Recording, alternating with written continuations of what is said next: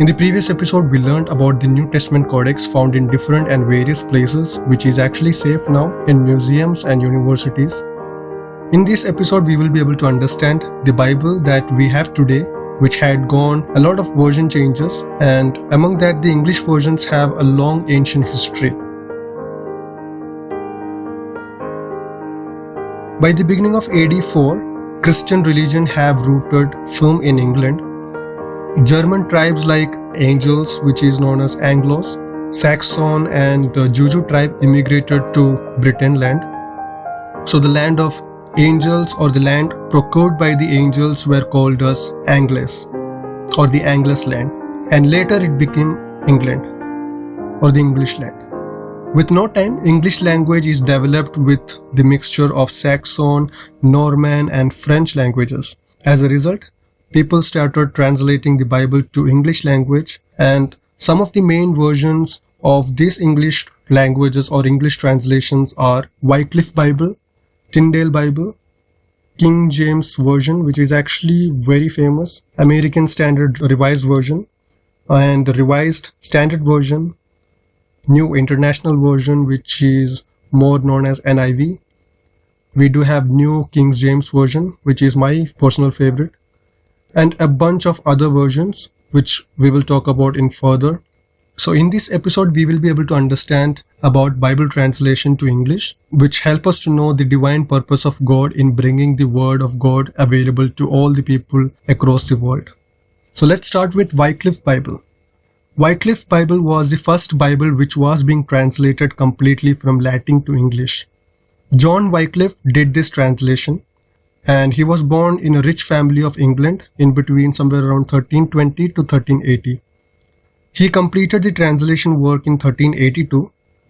At that particular age or that particular era, Bible translation was a heresy according to the Catholic sect. So this translation made the Roman Catholic people in fury. As Wycliffe did the Bible translation, he came into the heresy. Later, after his death, he was removed from the church membership, especially after 31 years of his death. His body remains, which was at the London Worth Cemetery, was taken out, burned them to ashes, and they threw them into the Swift River. That was the punishment for translating the Bible at that particular time. And then we do have Tyndale Bible. William Tyndale, also called as the father of English Bible, was born in 1492 in England. After completing his education at Cambridge University, he wanted to translate and publish Bible in English languages. In 1542, he fled to Europe as Bible translation in England was banned by the law. In 1526, while he was in Cologne, which is actually in Germany, he completed and published New Testament Bible translation. He was able to import Bible from Europe to England without being noticed, but later he was caught and sent to prison by the King of England. On 6 October 1536, he became a martyr in the prison. And one of the famous Bible is King James Version, or famously known as KJV, was the most famous English translation from Hebrew and Greek. Yeah, it was directly translated from the original text, Hebrew and Greek. This was published in 1611. This translation was a milestone in the history of Bible translation. In January 1604, a petition was given to King James I, who became the king after Queen Elizabeth, and it was signed by almost 1,000 people who were led by John Reynolds, a leader of Puritan community. This memorandum was known as Millennium Petition. The agenda of this petition was to have an English Bible that can be accepted by all the people. As a result, 6 group of 54 scholars from Cambridge and Oxford and Westminster University started translating the Bible by the order of King James.